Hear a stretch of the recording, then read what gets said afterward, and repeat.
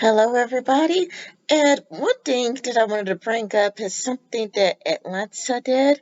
And I thought it was interesting. I ended up talking to my communist friend about it. And it's basically like, when do black people become white? It sounds really surreal. It sounds like what? Black people can't become white. But it was actually like mentioned in Atlanta, Three Slaps, and it's like it was the opening to Three Slaps where Earn, told Black that there was a black town and that the black people were almost white. And he talked about how Armenians were white until they stopped being white. And it was also explored again on season 3, where a biracial kid wanted to get a scholarship, and despite being biracial, he wasn't really black. It's kind of like, and not only that, but there was a Nigerian guy.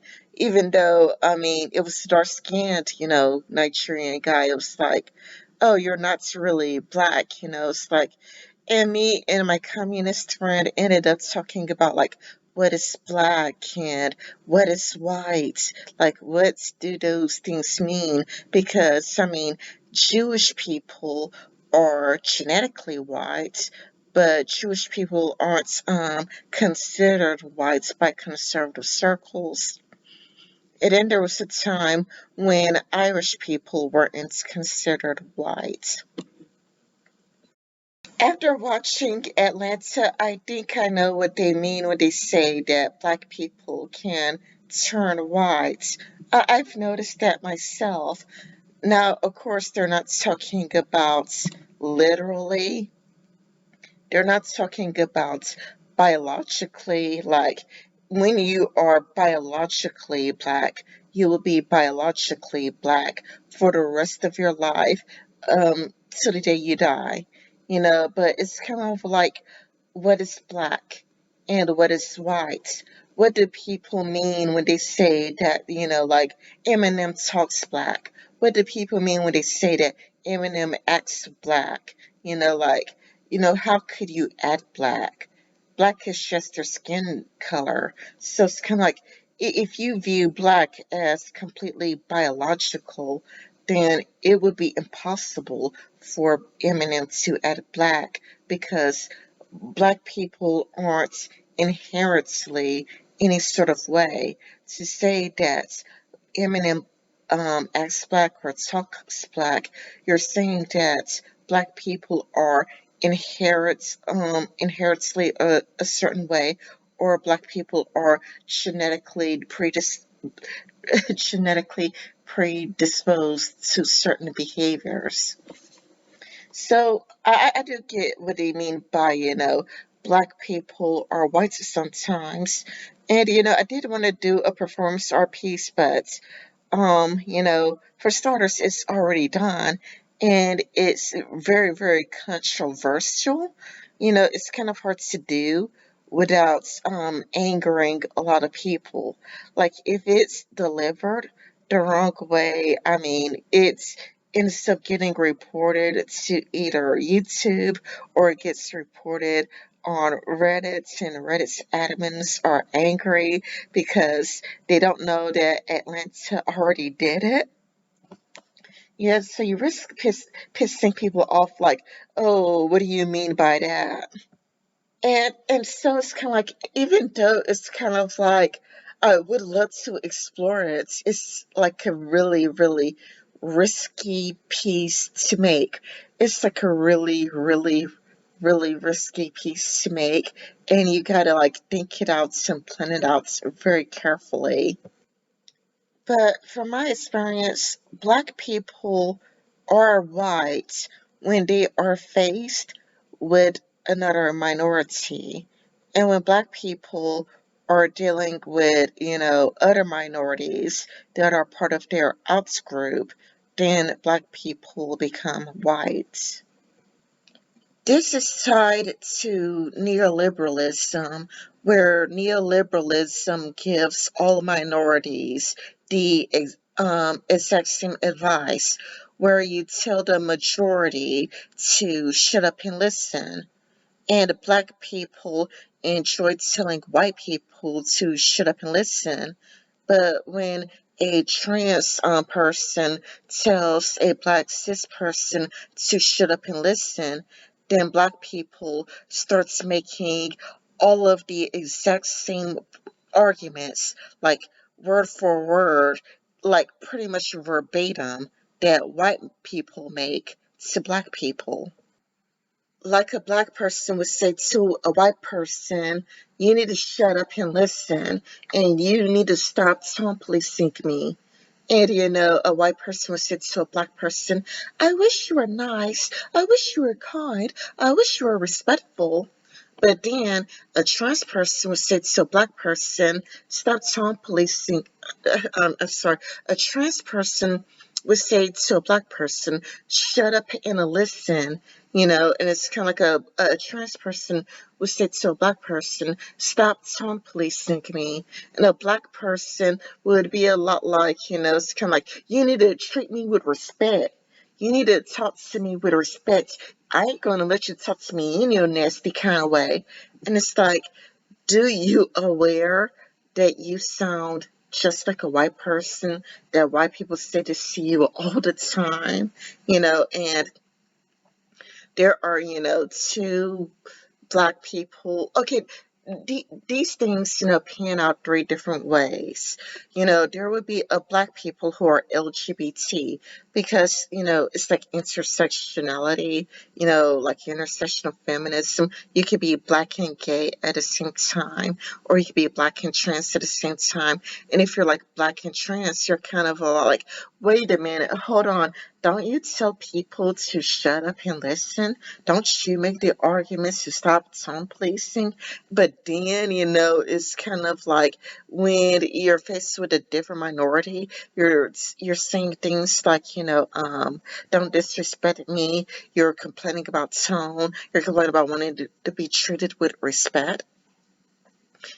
Or, black conservatives would also take notice, and it's kind of like they would just say, like, well, we need to have thicker skin.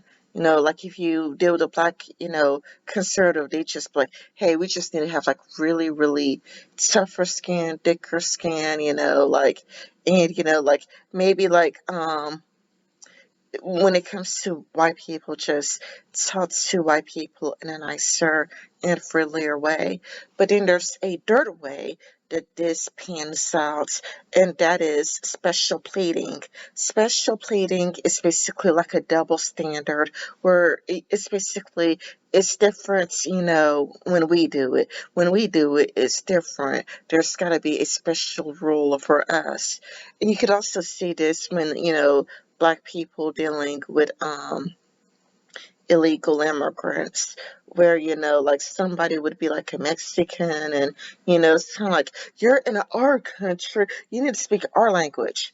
And, and it's like, pause, pause, pause, stop, like you're telling Mexicans to assimilate, but like, don't white people tell black people, like, like, don't white people complain about ebonics? Not so much anymore.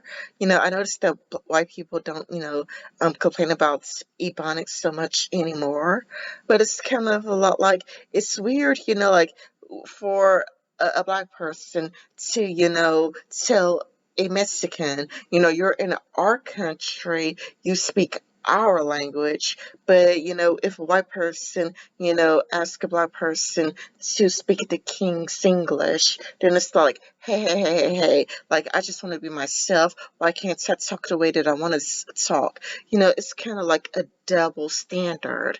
It's kind of like, one rule for black people and another rule for everybody else. And I don't fault them for it, because it's kind of like you could kind of see, you could kind of see why black people would think that way, especially if you watch, like, the Tyra Banks show back in the day, like how, like, Or if you even with dear black people, not dear black people, it was like dear white people. Like if you look at Pew Research, hold on.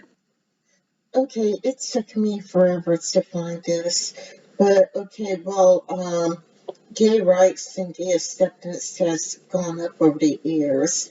Um, we see that, by race, white people tend to be more accepting of the LGBT, where you have like 51% of black people support the LGBT, whereas you have like 62% of white people that supports the LGBT. However, if you watch Dear White People, it's kind of a lot like, white people are seen as incredibly homophobic, when most white people I've come across are really accepting of the LGBT, and it would make sense to match up with the statistics, but it's kind of like I've seen the movie Dear White People, and like white people were viciously like homophobic, and but black people were like it it was just black people walking up to a black gay guy and like, we're not all like that. Homophobia in the black community is not really addressed. you know um Even though homophobia is in rap lyrics, like you could get like really strong homophobia in rap lyrics, but it's like it's never ever addressed. It's like, like, let's not talk about homophobia and rap lyrics. It's always like artistic freedom and whatnot. And it goes back to the Tara Banks show, like, or basically neoliberalism in general, where like black people are above criticism. Neoliberals treats black people as though black people are above criticism. But if you're going to have a healthy relationship, a meaningful relationship, you'll have to criticize somebody, because criticism will build stronger bonds. And I think that treating black people are above criticism tends to backfire. Or like, I think that black people being above criticism is what like leads to I mean, it's not just that like Nikki Cannon made anti-Semitic remarks. It's not just that. It's kind of like, black people on Twitter, pretty much like nearly every black person I saw on Twitter defended Nick Cannon and his anti-Semitism, or how like it was really just like so many black people, or it's kind of like Louis Farrakhan.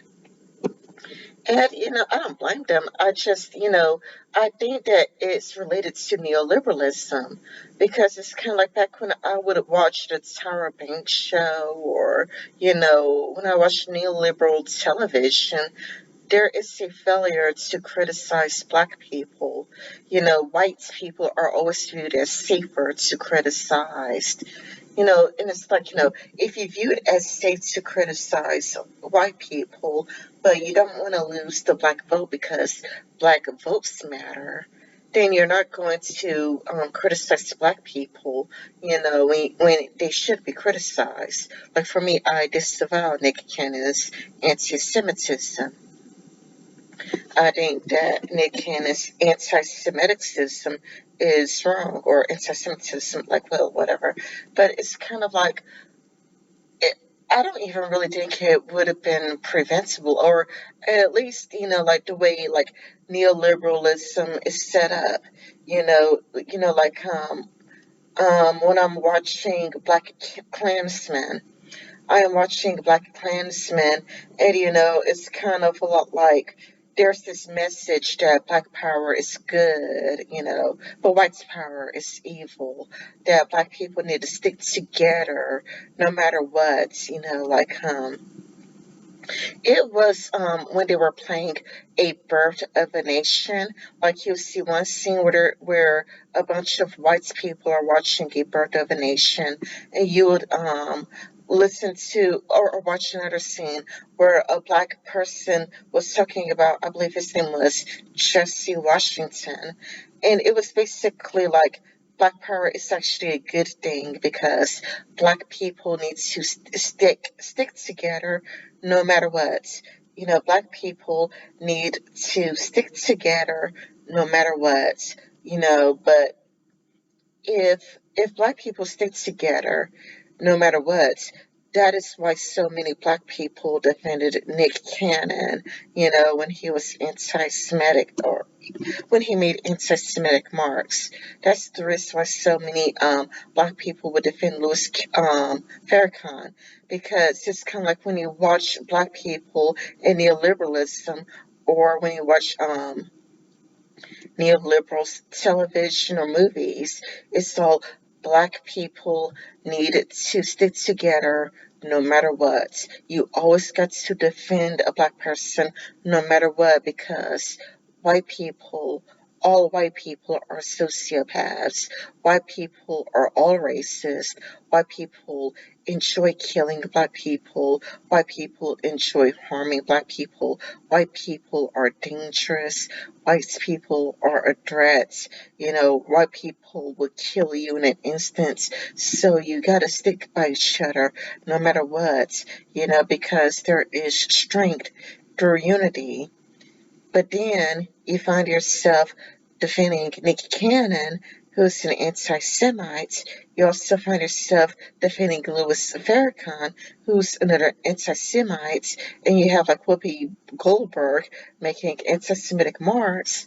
But, you're stuck, being told frequently, stick by your race no matter what. Stick by your race no matter what. While white people are kind of like are told the opposites. Like you shouldn't stick by your race no matter what. It's like when it comes to, Richard Spencer.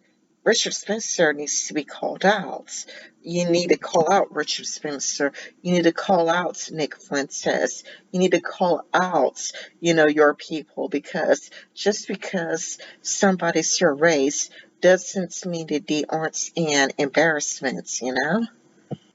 White people are proactively encouraged to call out Richard Spencer and David Duke and other people who are just, an embarrassment. But if you're black, you're kind of given the direct opposite message of, you got to stick by your race no matter what, because white people would kill you in an instant. White people would commit a genocide in an instance. White people would, rape, murder, do all these terrible things to black people in an instance. So you feel like it is your duty to,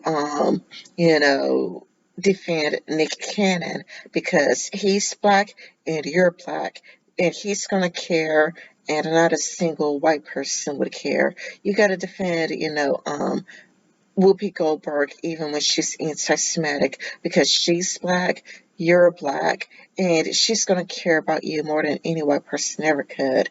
You gotta defend Louis Farrakhan, even when he's an anti-Semite, because he's black and you're black. He would care about you. He would love you. He's gonna be there for you. If you get hurt, who's gonna speak out? A bunch of black people, and white people don't care, even though there are white people who would care. There are white people who would care, and there are black people who wouldn't care. There are black people who don't care about you. But you're kind of given this message that your race cares about you and white people need to be feared. So it kind of creates this, situation where, like a black person would burn down or deface a Jewish synagogue. And, black people don't say anything. And there are white people who don't really say anything either because the black person who burned down the synagogue is a Democrat. and he hates Donald Trump. So because the black person was Democrat, the left doesn't say anything. It's like, oh, they're not gonna, criticize a fellow Democrat. And a black person is going to criticize a person who loves them, cares about them, because white people are the enemy. But if you tell white people, hey, you cannot defend, you know, um, Richard Spencer or David Duke, but black people, like, you need to stick by other black people no matter what. You get this situation where so many, white people are probably wondering, how is it that black people could defend Nick Cannon? But that is a natural consequence of black people can't be racist. Black people could only be prejudiced. Black people, according to neoliberalism, are beyond, criticism. And, you always got to be careful about, what you say to a black person, because color blindness is bad. It's terrible to be colorblind. It's terrible. Like, practicing color blindness is a terrible, terrible, terrible thing. Like, we shit on, liberalism. This would actually be liberalism. you know, um, cl- Liberalism back in my day, where it teaches you to be colorblind, to not see race, and that black people could also be racist, that black people could also be problematic. So it's kind of like, when a black person is anti-Semitic, like, what do you do? But it's the problem with neoliberalism. And like, if you believe that you only have black people, it could be a self-fulfilling prophecy. Like, if you go like, I only have black people that I could rely on, I only have black people that I could depend on, it could very well be a self-fulfilling prophecy, where it's kind of like you are proactively alienating Jewish people, even though Jewish people are also suffering from Richard Spencer. Jewish people are also suffering from David Duke. Jewish people are pretty much in the same, or maybe not the exact same boat as we are, but Jewish people are in a similar boat to us, and we should be trying to have an alliance with them, instead of just going like, black people are all we have. And we should probably disavow the worst of us. Like, if they want to hang out with each other, that's fine. But we should perhaps like disavow, Nick Cannon, and disavow Louis Farrakhan, and disavow the worst of us. To say like, hey, like, Jewish people, they may not be the same race as us, but they are also struggling against white supremacy, and we want to be in a friendly relationship with the Jews. Like, for me, I would rather get along with Jews than to have Jews as my enemy. And I do think, that whatever rules or standard that we have, we should apply to ourselves. That's, or lead by example, be the change you want to see. We should really, really just, be consistent. If you're going to tell like white people to shut up and listen, then when a trans person speaks, then you also got to shut up and listen. But it's like, if you believe that trans people should be nicer and kinder and be more respectful, then maybe to be consistent, you got to be nicer, kinder, more respectful to a white person, instead of treating a white person with hostility, or else we're going to have nobody on our side. Because if you have, a special rule for black people, then nobody's going to be our side, because, like, you're going to have, Jewish people calling us anti-Semites, and trans people calling us transphobes, but we're yelling and screaming at white people. So white people are like, oh, they're sick and tired of black people. So we're going to be stuck in a position with zero people to support us. To gain support, there's got to be consistency. So if you're going to say to a white person, shut up and listen, then with a trans person, you got to shut up and listen. However, if you believe that a trans person has got to listen to criticism and be nicer, then you got to apply that to white people. Where if a white person has criticism, you got to listen. And when a white person asks you to be nicer, you got to be nicer and kinder. That's the way at least somebody would want to stick by our side, and somebody would want to support us instead of nobody supporting us at all.